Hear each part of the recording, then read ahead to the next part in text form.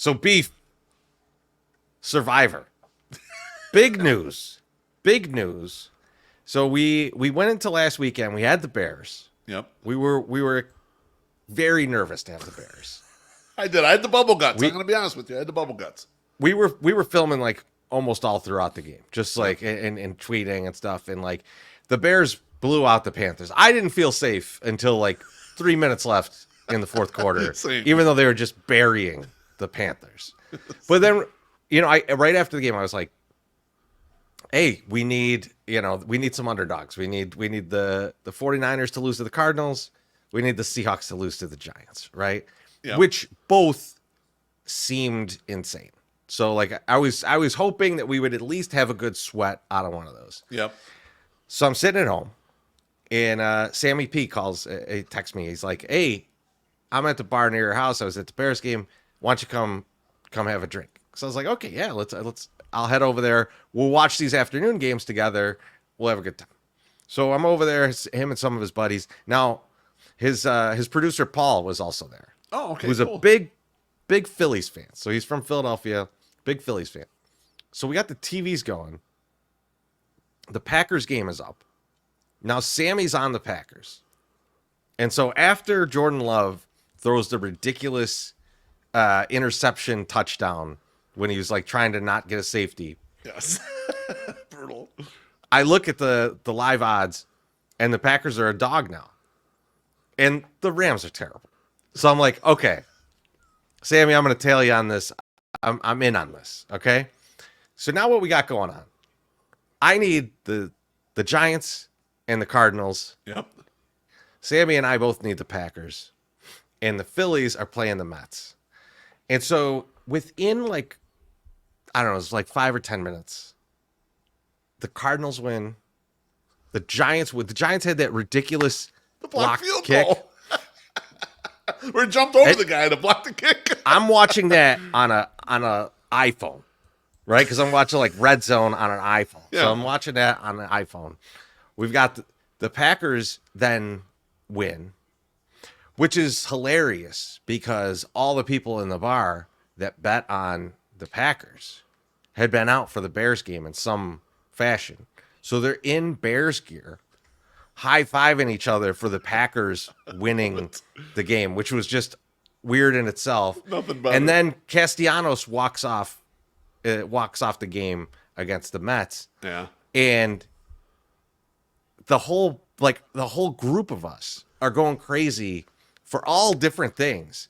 And the rest of the people at the bar had to be so confused as to like what we were even doing, what we were even cheering for. Exactly. And in the back of my mind the whole time, because Castellanos just walked off a game, I'm thinking, did Jimmy Carter die? Like, that's like, I'm like, he made it through though.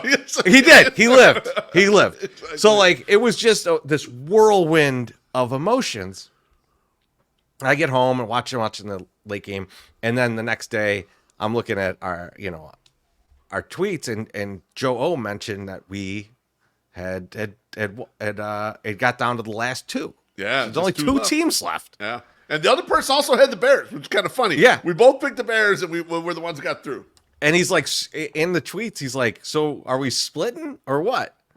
So then the DMs went. Yeah. And you were in the DMs and you could tell what happened in there of like where we ended up. Yeah. I mean, as a group, I think us and the other party were both amenable to splitting and also kind of want to play for some more money. So it was not a true chop. It's not like a tournament chop where you just chop the whole pie and then that's it. Everyone walks away. We decided, look, let's take some off the table and let's keep playing because we're excited. It's only 5 weeks. We got a long way potentially to go. And both of us think, well, maybe we got a little edge there. So we decided to chop 70% of the pool. So 70% of it. So 35 to each of us. And the remaining 30 we're going to play for. So in raw dollars, that's $16K to each side, $14K more to play for. So we still got teams to pick, Treasy. We got a nice ROI on our investment because we each put a $250 in there, so it's $500 investment. We got a beautiful ROI, but we're still trying to win $14,000. We don't leave money on the table, Teresa. We never have. No, we're gamble for everything, baby. 14 is out there. 14 is out there for us. There's no split on that. That is that's for a winner. 14. Yeah, that's right. And And so we have to start looking at this week and see what the strategy is. Now, the one that pops out to me immediately is the Eagles at home after a bye against the Browns. And the Browns continue to stink, man. I mean, watching that game, like we had talked about possibly betting the Commanders or choosing the Commanders. Yep. The Commanders, whose defense was questionable this whole year, the Browns had no chance.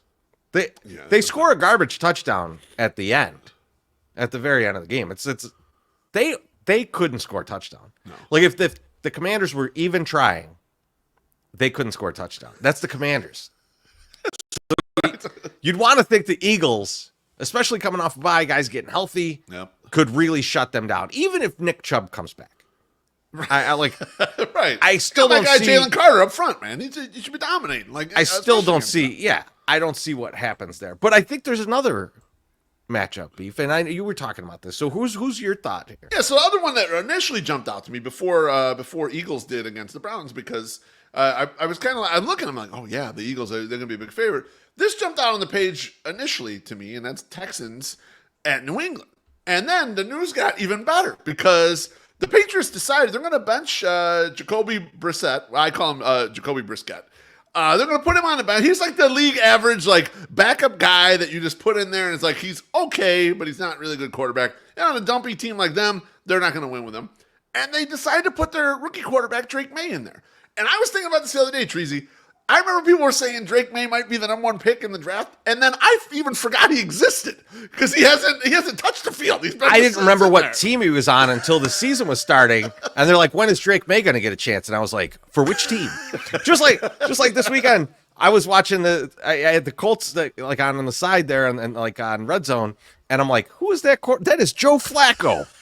Oh my goodness! Exactly. Oh, he's in his Vinny Testaverde era, Joe Flacco. Right. He's like the old guy, but he's still pretty good. Like he's gonna play for 6 more teams, and he absolutely talk about a guy who does not need the money is still out there throwing it around. Why not? He can still do it. Why not do it? So I digress. I was honing in on this because, and this one is a slightly smaller spread. They're a 7-point favorite.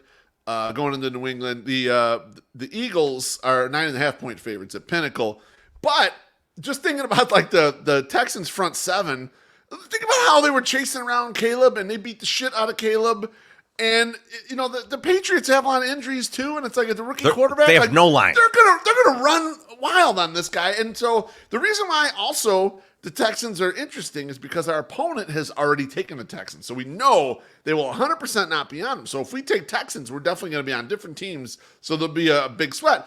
It's possible if we take Eagles that we might be on the same team and there's basically no sweat, because if we both get knocked out, we'd split that remaining 14.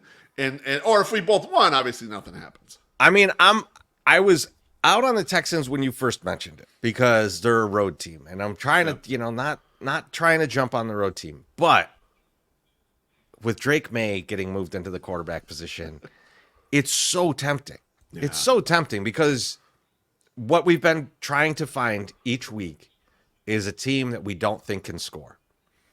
And the Patriots with Drake May and no offensive line is basically the Texans 20 years ago when they had David Carr back there. Exactly. And it was like, this guy's probably good, but he's going to be concussed 4 minutes into the game.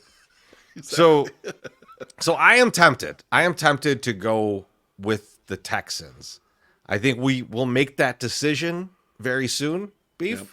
But I think it's definitely between those two teams. It's Eagles or Texans. Yeah, I would agree with you. I mean, and just looking ahead to week 7, the Eagles got to go on the road to the Giants, so I'm not sure we would use the Eagles on the road, even though the Giants are not that good. I don't like in division on the road situations. Yeah, that's tough. That's not something I'm really into. And then the Texans would go to the Packers, so I know we would not use that next week at all. So either of these teams are like in a short term usage for us. Like, okay, well, we'll just wait out a week or two or whatever. I think, this is the week where we decide on those two. And yeah, I'm not 100% sure either, Treasy. I feel like the safer route is to go Eagles and the possibility, because I think they're more likely to win. And also the possibility we'd both be on the team. It's kind of like, it negates your risk there. However, you can't win what you don't put in the pot, but you can't win a lot either, right? So you go true. Texans, and then you got a shot here because you're going to be on the opposite team. Yeah, I think we might have to put out another poll, see where people are at. I definitely want to get feedback from My Sock Summer. He's been very helpful to us, putting us in the right direction. I'll say that. Totally agree. Beef, congrats to us, man, for at least extracting some money from this pool, and we'll see how the rest of it goes. But we'll talk to all of you soon, and we'll let you know in the blog who we choose. Talk to you guys later.